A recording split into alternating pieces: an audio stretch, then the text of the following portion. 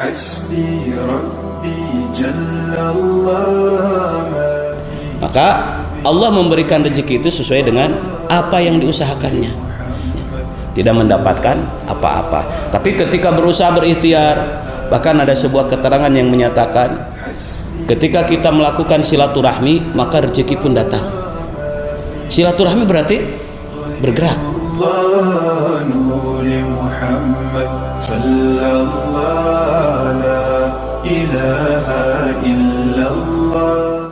Assalamualaikum warahmatullahi ta'ala wabarakatuh. Alhamdulillah wassalatu wassalamu ala rasulillah. Asyhadu an la ilaha illallah wahdahu la syarikalah wa asyhadu anna muhammadan abduhu wa rasuluh. Allahumma salli wa sallim wa barik ala sayyidina Muhammad wa ala alihi wa sahbihi wa man tabi'ahum bi ihsanin illa yaumil qiyamah. Amma ba'du, kaum muslimin rahimakumullah, bil khusus rekan sejawat karyawan-karyawati Rumah Sakit Umum Nur Hayati yang sedang bertugas maupun yang sedang tidak bertugas.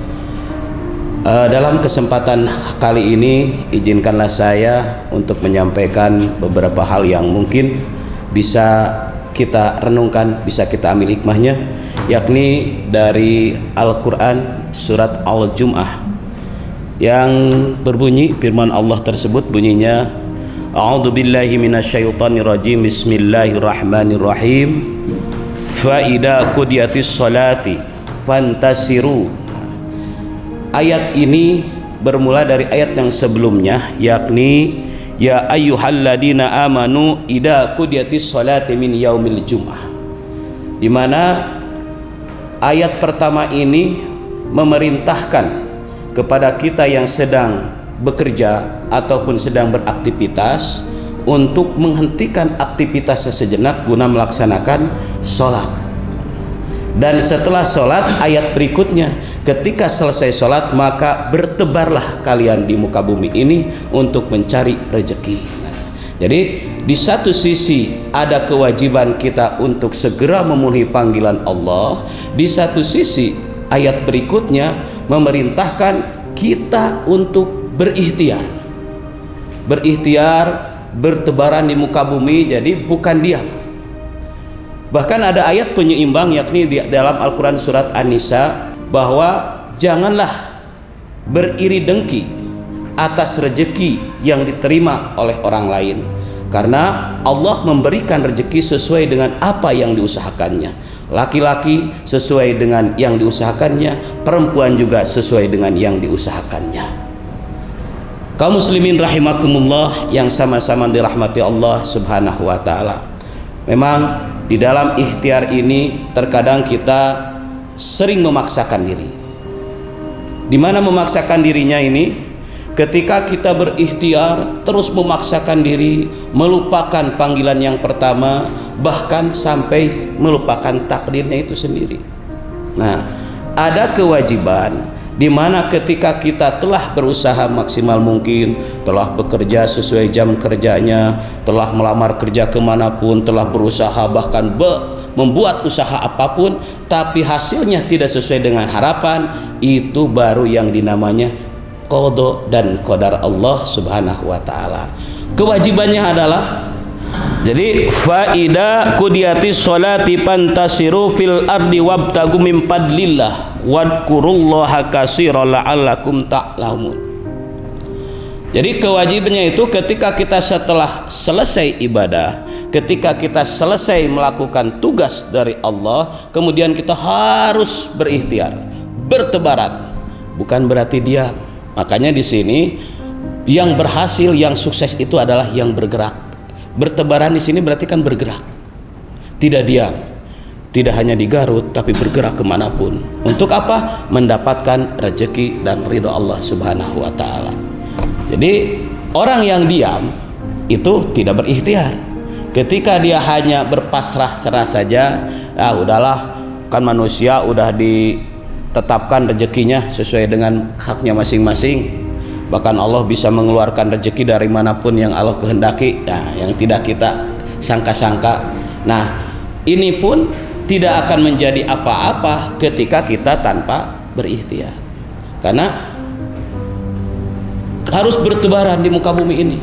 Fantasyiru fil ardi wabtagu. Nah, jadi bertebaran di muka bumi ini, berkeliling di muka bumi. Ada yang usahanya berjualan, ada yang bikin perusahaan, ada yang jadi pegawai dan segala macamnya. Itu adalah bagian daripada ikhtiar. Yang berikutnya, jangan mengeluh. Jadi tadi di surat An-Nisa ya, ketika rezekinya berbeda, kok saya udah bekerja, saya sama-sama karyawan, tapi kok gaji dia lebih besar, gaji saya lebih sedikit. Ini sesuai dengan yang diusahakannya. Ya tentu seorang kepala ruangan misalkan dengan seorang pegawai atau dengan OB dengan yang lainnya tentu akan berbeda gajinya masing-masing. Yang baru dengan yang lama tentu berbeda karena usahanya berbeda-beda, tidak ada yang sama. Maka Allah memberikan rezeki itu sesuai dengan apa yang diusahakannya. Kalau kita leha-leha, hanya orang Sunda bilang hanya sidongdang saja, ya itu aja, hanya kopi saja kan rezekinya, tidak mendapatkan apa-apa. Tapi ketika berusaha berikhtiar, bahkan ada sebuah keterangan yang menyatakan ketika kita melakukan silaturahmi maka rezeki pun datang. Silaturahmi berarti bergerak. Nah itu intinya. Kalau tidak silaturahmi ya tidak bergerak. Karena bergerak kita pergi ke Tarogong, tiba-tiba ada yang ngasih kopi. Kita pergi lagi ke Bayongbong, ada yang ngasih sate. Pergi ke Cilawu, ada yang ngasih lagi kopi. Kan itu rezeki. Tapi kalau kita diam di Tarogong, kopi segelas dari pagi sampai sore kan gitu. Tapi kalau kita kemudian bergerak, nah itu. Makanya intisari daripada usaha adalah bergerak. Makanya bersebaranlah di muka bumi ini. Jadi bergerak kan, ketika bersebar kita harus bergerak, bukan diam.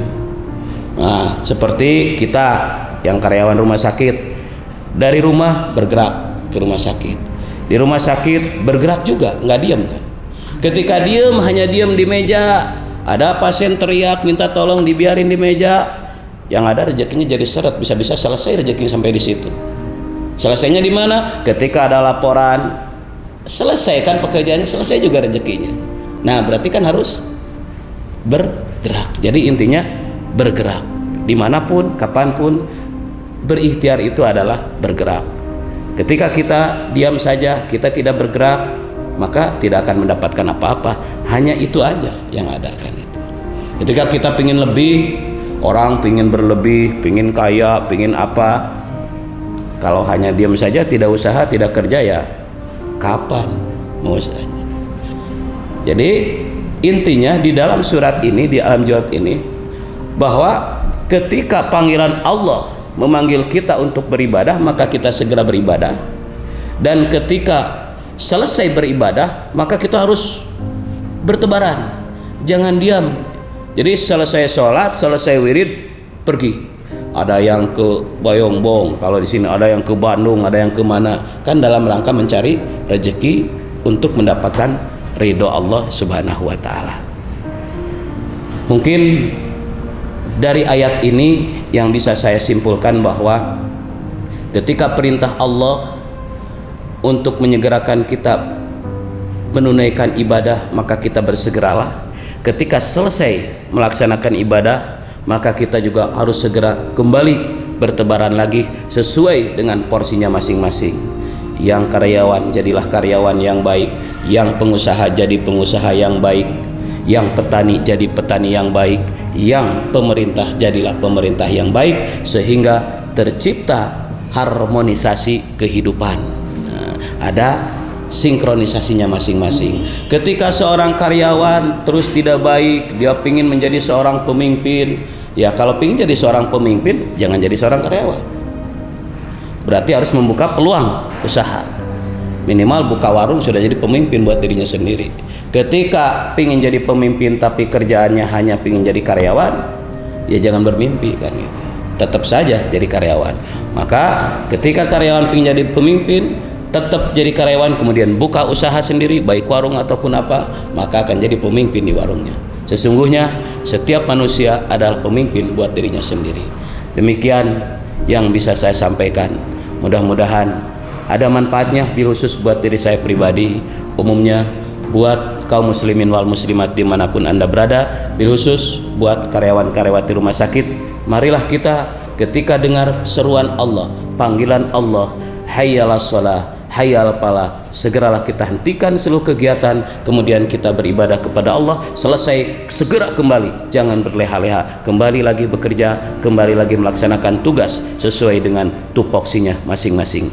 Demikian, hadanallah wa iyyakum ajmain, wallahul muwaffiq ila aqwamit thoriq. Wassalamualaikum warahmatullahi wabarakatuh.